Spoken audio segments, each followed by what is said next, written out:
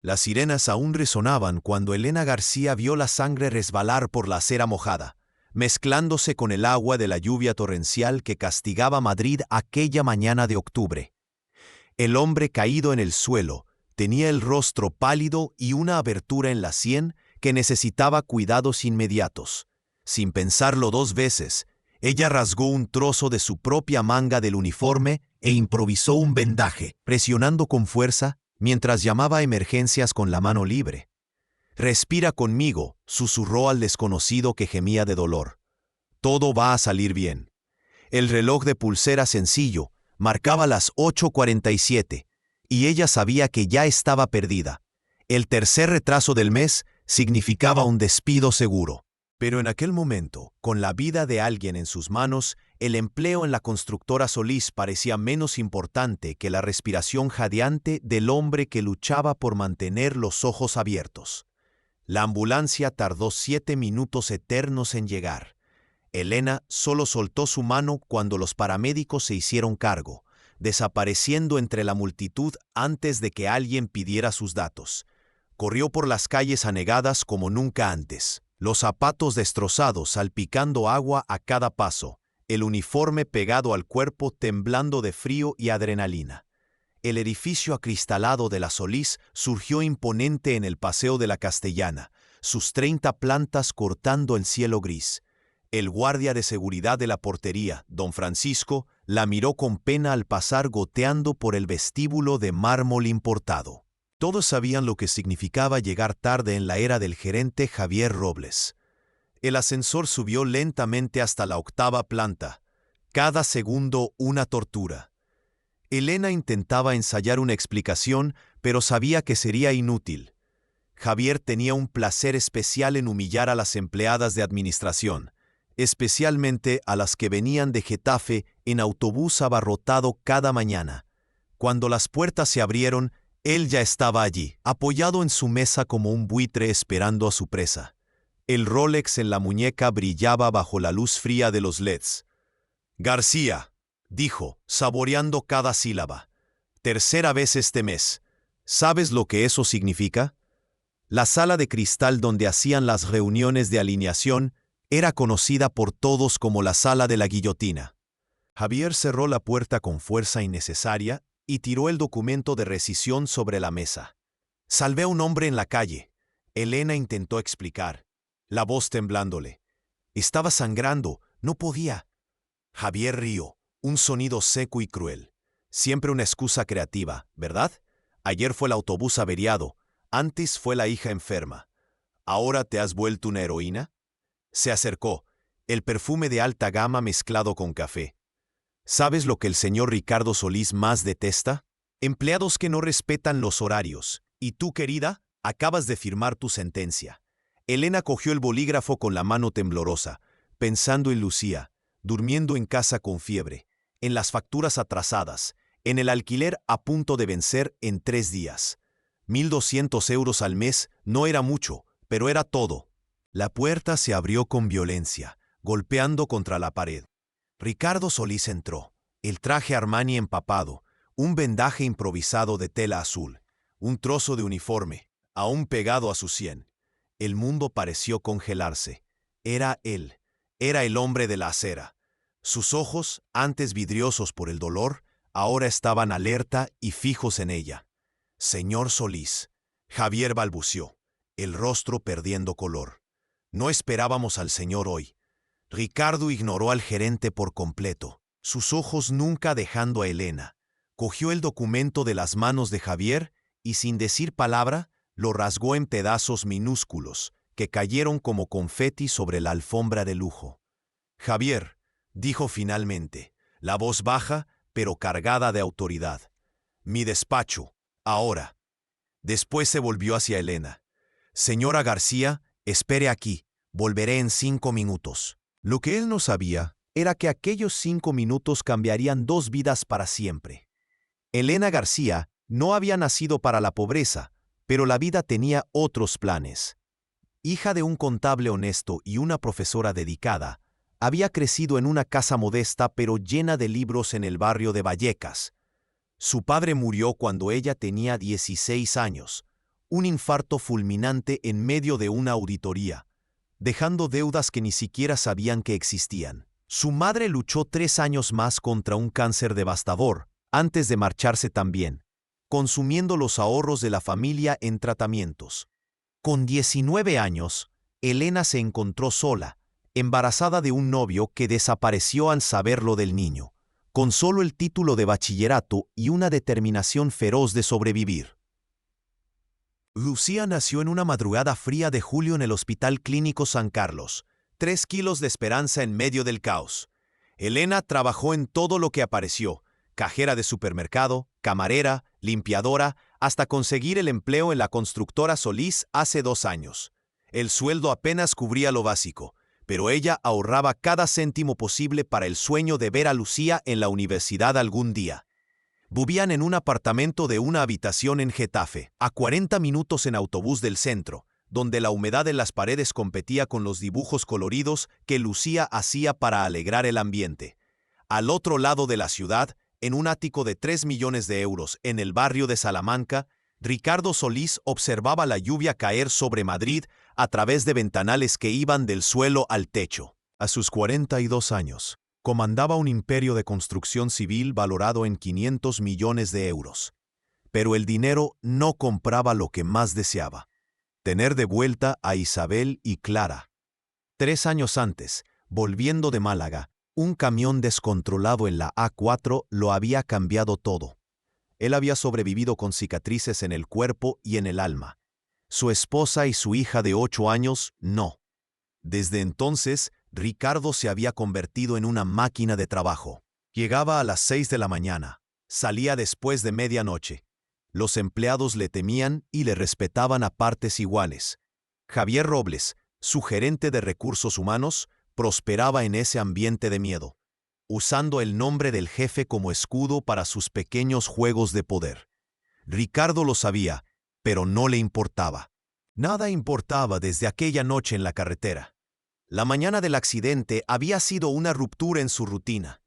Ricardo había decidido caminar hasta la oficina, algo que no hacía desde hacía meses. La lluvia comenzó de la nada, transformando las aceras en trampas. Cuando resbaló cerca del Parque del Retiro, golpeándose la cabeza con fuerza contra el bordillo, la ironía no pasó desapercibida.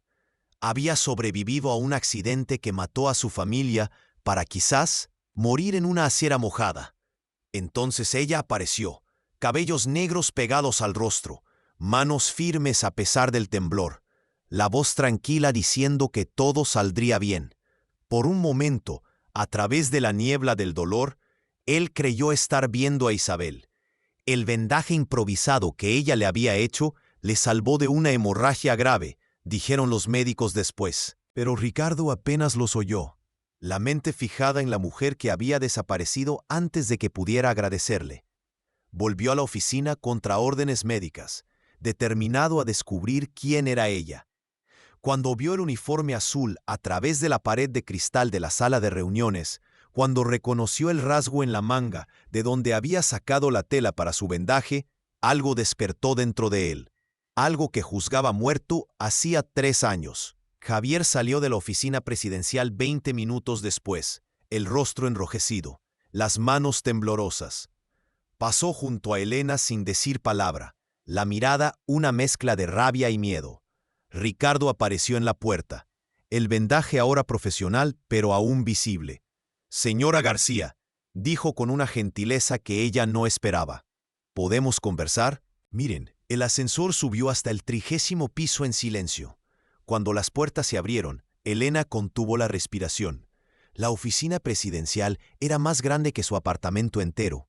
Ricardo sirvió café en tazas de porcelana que, probablemente, costaban su sueldo mensual. Sus manos no temblaban, pero Elena notó algo en sus ojos. Una vulnerabilidad cuidadosamente escondida tras años de una coraza emocional. «Usted me salvó la vida hoy», comenzó él, sentándose no detrás de la imponente mesa, sino en el sillón junto a ella. Los médicos dijeron que unos minutos más y se detuvo, tragando las palabras. «Solo hice lo que cualquier persona haría», respondió Elena, incómoda con la cercanía y la intensidad de su mirada. «No, Ricardo negó con la cabeza. Revisé las cámaras de seguridad de la calle. 17 personas pasaron por mi lado antes de que usted se detuviera. 17. El silencio pesó entre ellos antes de que él continuara. También verifiqué su historial. 2 años en la empresa, ninguna falta injustificada hasta este mes. Javier había recibido 3 amonestaciones suyas, todas por los mismos motivos. Ayudó a una compañera que se sintió mal. Se quedó más allá de su horario para terminar el trabajo de alguien enfermo. Se dio su dinero para comer al guardia de seguridad que no tenía efectivo. Elena se sonrojó. No sabía que esas cosas quedaban registradas. Ricardo se levantó, caminando hasta la ventana panorámica. «Perdí a mi esposa y a mi hija hace 3 años», dijo de repente, las palabras saliendo como si se las arrancaran a la fuerza. «Desde entonces vengo al trabajo, vuelvo a casa, repito. Hoy, cuando estaba caído en esa acera, pensando que quizás era mi fin, no pude pensar en nada más que en cómo había desperdiciado 3 años escondiéndome tras estas paredes de cristal». Se giró, y Elena vio lágrimas no derramadas brillando en sus ojos. «Quiero ofrecerle el puesto de asistente ejecutiva, un salario de 4.500 euros, horario flexible, plan de salud completo incluyendo dependientes». El corazón de Elena se disparó. Era más del triple de lo que ganaba. Podría irse de Getafe, llevar a Lucía a una escuela mejor, quizás incluso ahorrar para la universidad.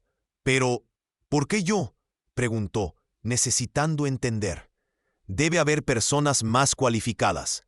Ricardo volvió a sentarse, esta vez más cerca. Porque en 10 segundos en la acera, usted mostró más humanidad de la que he visto en 3 años en esta oficina. Porque necesito a alguien que me recuerde que existe vida más allá de estos números y contratos. Había algo más en sus ojos, algo que Elena no conseguía descifrar, pero que le revolvía el estómago. Elena aceptó. ¿Cómo no iba a hacerlo? Pero se establecieron condiciones.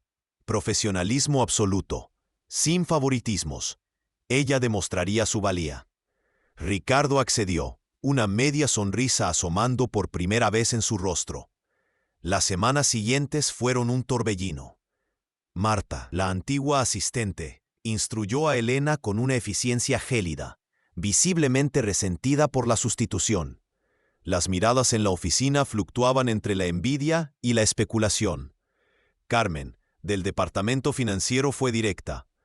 «Ten cuidado, él nunca superó la muerte de su familia. Podría ser solo una tirita emocional». Pero Elena ignoró los comentarios, centrándose en el trabajo. Reorganizó la caótica agenda de Ricardo, implementó un sistema que incrementó su productividad en un 30% y medió conflictos entre departamentos con una diplomacia innata. Lentamente la oficina empezó a respetarla por mérito propio. Ricardo mantenía una distancia profesional, pero a veces Elena lo sorprendía observándola con aquella expresión indescifrable. Hablaba con él de trabajo, pero entre líneas había algo más. En la forma en que preguntaba por Lucía, cómo dejaba bombones suizos en su cajón sin decir palabra, cómo había empezado a sonreír más a menudo. 6 semanas después, todo cambió. Lucía sufrió una crisis de asma grave en la escuela.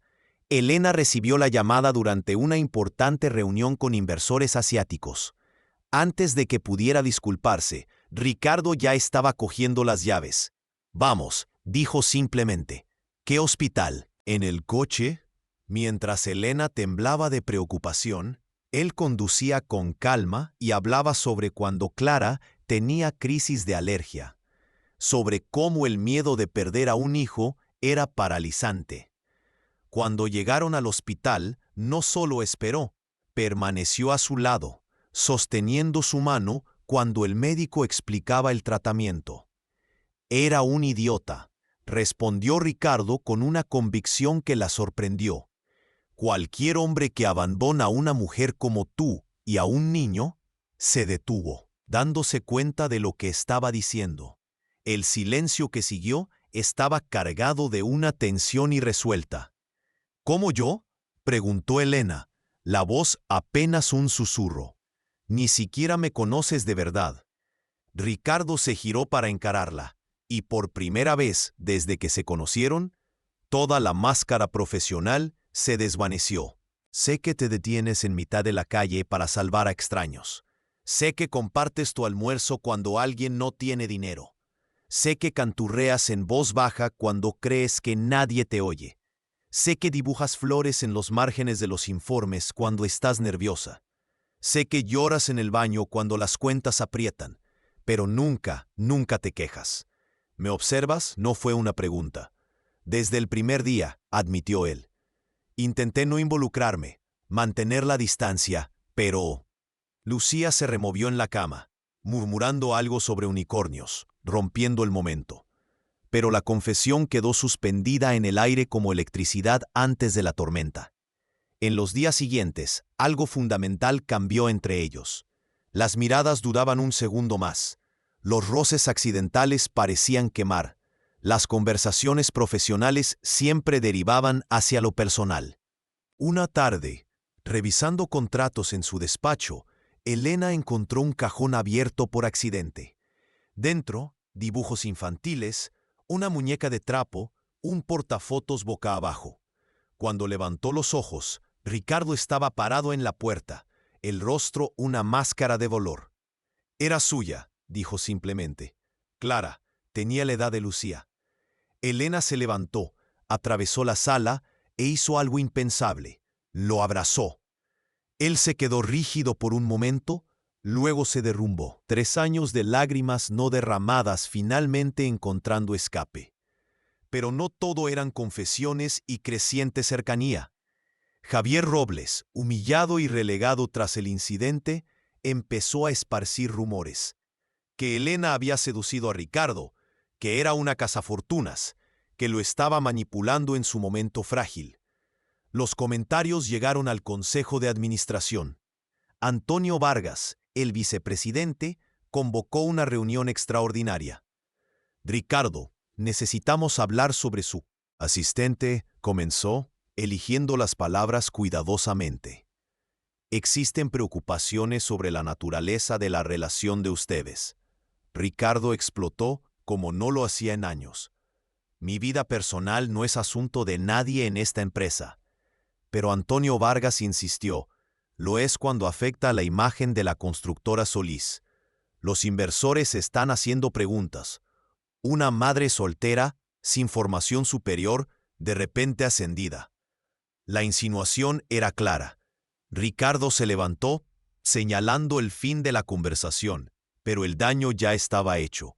Aquella noche, Elena encontró un sobre en su mesa. Dentro, una carta de traslado a la filial de Barcelona, con un aumento sustancial.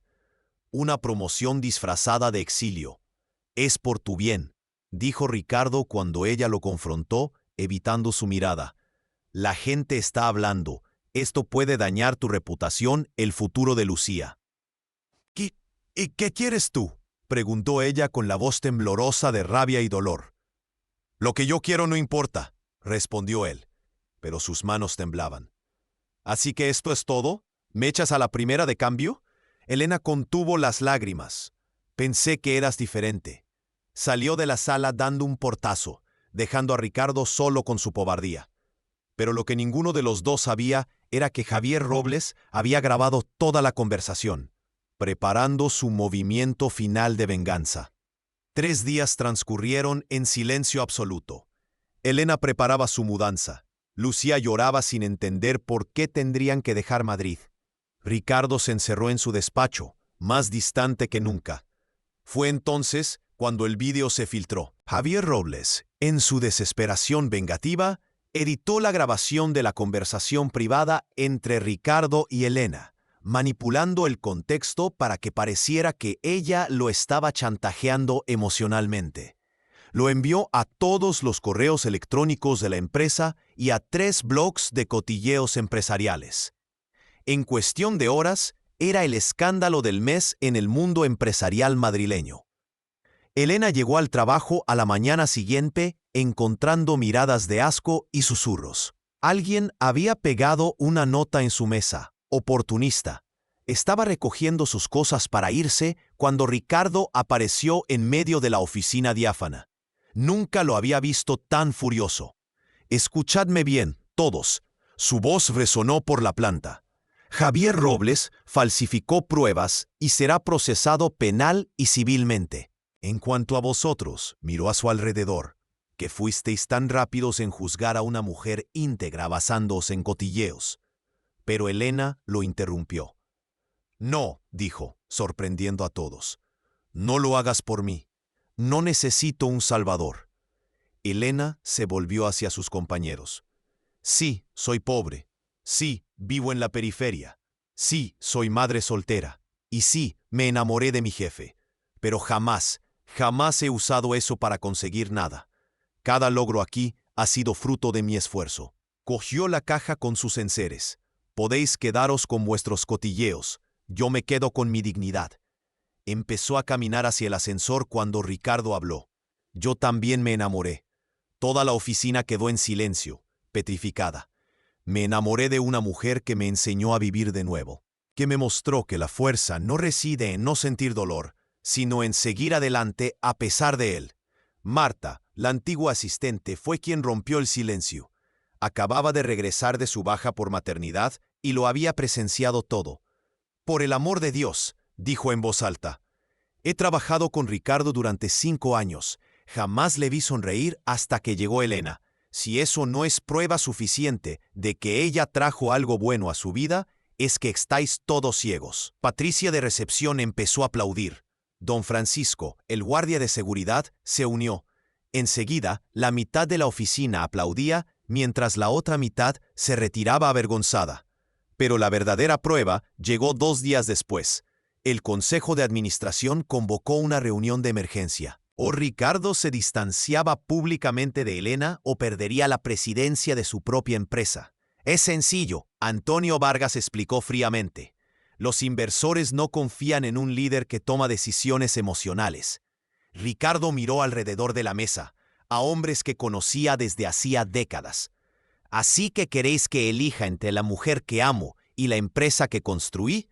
Es por el bien de la Solís», insistieron. Ricardo se levantó, se quitó el distintivo de presidente de la solapa y lo depositó sobre la mesa.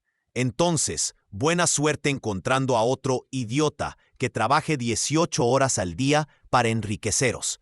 Salió de la sala entre protestas atónitas, cogió el ascensor y fue directo a Getafe. Encontró a Elena empaquetando cajas en el pequeño apartamento, con Lucía dibujando con tristeza en un rincón. «¿Qué haces aquí?», preguntó Elena, el corazón acelerándose. «Eligiendo vivir», respondió él. «He renunciado. La empresa, el cargo, todo. Nada vale sin vosotras». «¿Te has vuelto loco? Era tu legado, tu vida», protestó Elena. Ricardo se arrodilló primero frente a Lucía. «Hola, princesa.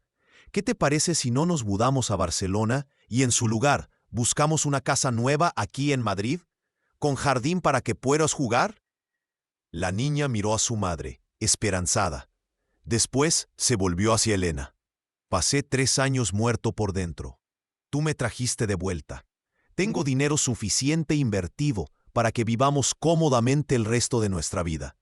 Pero lo más importante, estoy seguro de que quiero vivir ese resto a tu lado, si tú me aceptas». 1 año después, el titular en el periódico local era diferente. Ricardo Solís inaugura Instituto de Emprendimiento Social en colaboración con su esposa. La Fundación Renacer ayudaba a mujeres en situación de vulnerabilidad a conseguir cualificación y empleo. Elena dirigía los programas educativos mientras Ricardo se ocupaba de la parte financiera. Lucía, ahora en una escuela que estimulaba su talento artístico, tenía 2 padres en sus presentaciones. El biológico que reapareció avergonzado fue educadamente despedido. 5 años después, en una mañana lluviosa idéntica a la de su primer encuentro, Elena la despertó en la casa del barrio de Salamanca que habían comprado juntos. No el frío ático de antes, sino un hogar lleno de dibujos de Lucía en las paredes, juguetes del pequeño Leo de 2 años esparcidos por el suelo y el aroma a café que Ricardo preparaba cada mañana. La constructora Solís, Bajo la gestión de Antonio Vargas, había perdido 3 grandes contratos y el 40% de su valor de mercado. Javier Robles fue condenado por falsificación y perdió su registro profesional. Ricardo abrazó a Elena por la espalda mientras ella miraba la lluvia por la ventana. ¿Recuerdas lo que dijiste aquel día en el hospital? ¿Que no me conocías de verdad? Lo recuerdo, sonrió ella. Tenías razón. No te conocía solo la superficie. Ha hecho falta todo este tiempo para conocer tu verdadera fuerza, tu capacidad de hacerme creer en segundas oportunidades. Desde la habitación, Lucía gritó que Leo se había despertado. La vida real llamaba, imperfecta y ruidosa, y absolutamente perfecta en su imperfección. Elena a veces pensaba en aquella mañana fatídica, cuando eligió detenerse para ayudar a un extraño aún sabiendo las consecuencias. Si hubiera seguido adelante, todavía estaría atrapada en el ciclo de supervivencia. Ricardo aún estaría perdido en su fortaleza de cristal y soledad. Lucía no tendría la familia que siempre soñó.